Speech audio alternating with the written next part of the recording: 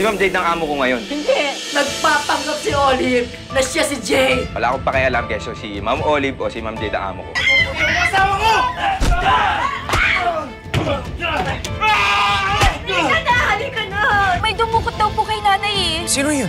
Hindi ko po alam. Nasaksa ka? Bakit hindi mo sinabi sa akin? Tulong! Tao po! Kuya mo, dito ka lang. Asan si Emma ninyo? Hindi ko alam. Natakasan nila ako. Ano ginagawa mo dyan? Eh di syempre nagtatago. Dati po kaming mag-asawa pero naghiwalay na po kami. Iba ang nakikita ko sa mga mata mo. Puno ng pagmamahal ang mga titig mo sa kanya. Totoo ba'y sinabi ni Manong Ebing? Tinawag mo kong asawa mo. Tinawag mo rin naman akong asawa mo nung pinagtatanggol mo ako dun sa lalaki kagabi, di ba?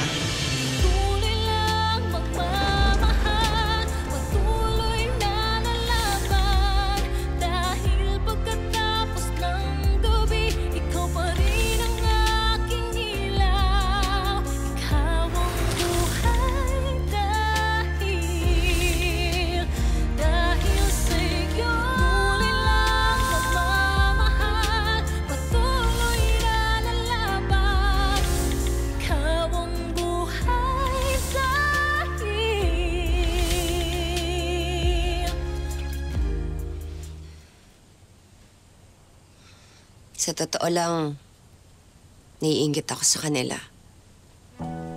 Kasi hanggang ngayon magkasama pa rin sila.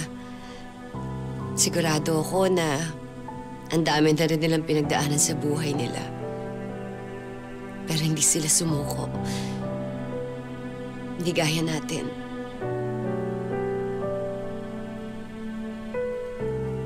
Siguro, Emma.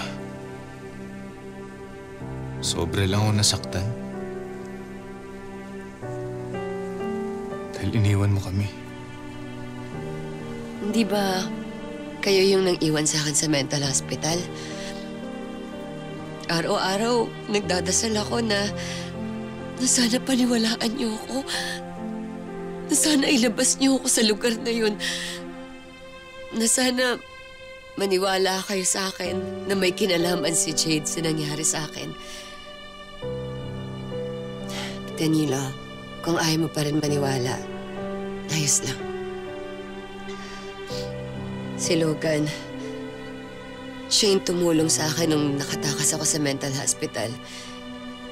Kinailangan kong magpalakas at magtiis kahit gustong-gusto ko na kayong makita ni Mookie. Gustong-gusto ko na kayong mayakap. Hinusgahan niyo agad ako ni Mookie.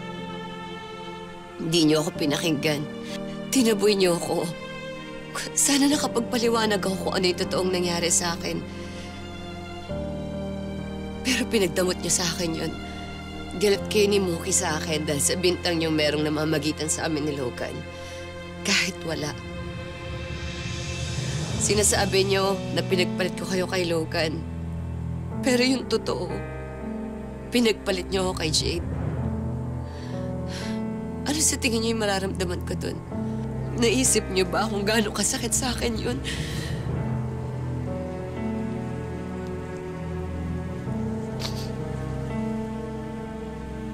Emma, I'm sorry.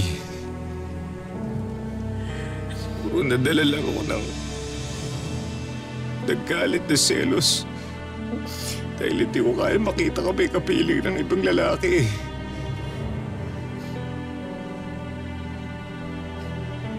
Emma, ako nakakakilala sa'yo.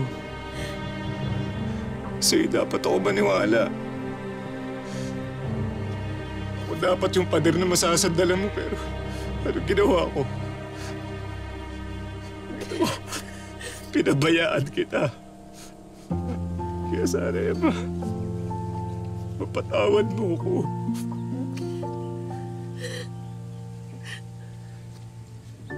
Pinipilit kong magalit sa'yo. Pero ang totoo. Totoo. Totoo, basta kita.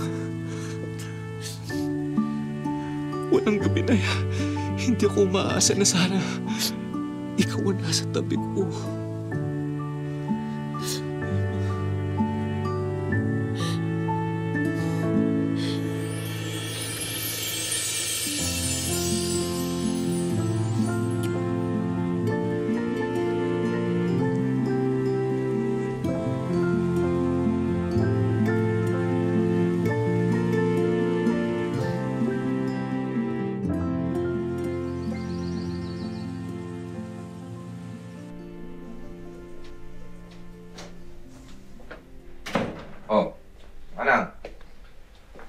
gising ka na.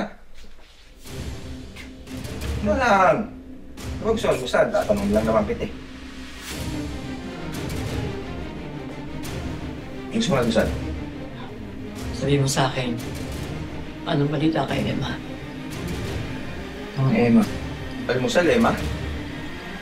Wala pang balita kay Emma. Tinaturuan lang naman siya ng leksyon ni Ma'am eh.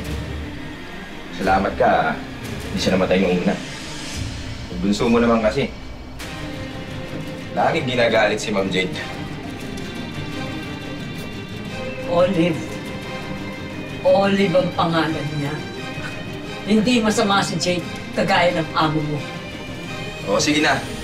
Olive na kung Olive. Olive na si Ma'am Jade.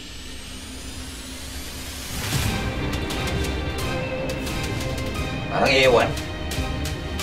Yung mga anak mo parang siraulo. Una, nag-aagawan sa anak. Ngayon naman nag-aagawan sa asawa. Tumigil ka.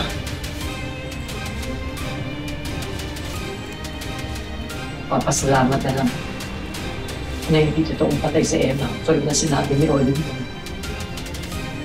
Pero ngayon, nag-aalala naman ako. Hindi talaga magkakagulong pamilya namin kung walang problema sa pag-iisip si Olive. Gusto kong gumaling. Pero hindi ko alam kung paano. Gumaling? Pumunta ako sa doktor. May kondisyon daw ako sa utak. Si Ador nga pala. Ano ba talaga nangyari sa kanya? Pag tinatanong kita, hindi ka sumasagot. Sino ka doon? Ay, yan ba yung lalaki? Ako, wala na akong balita doon, Manang. Hindi na kasi siya pinabalikan sa akin ni Ma'am Jade eh. Nakikiusap ako sa'yo, balikan mo siya.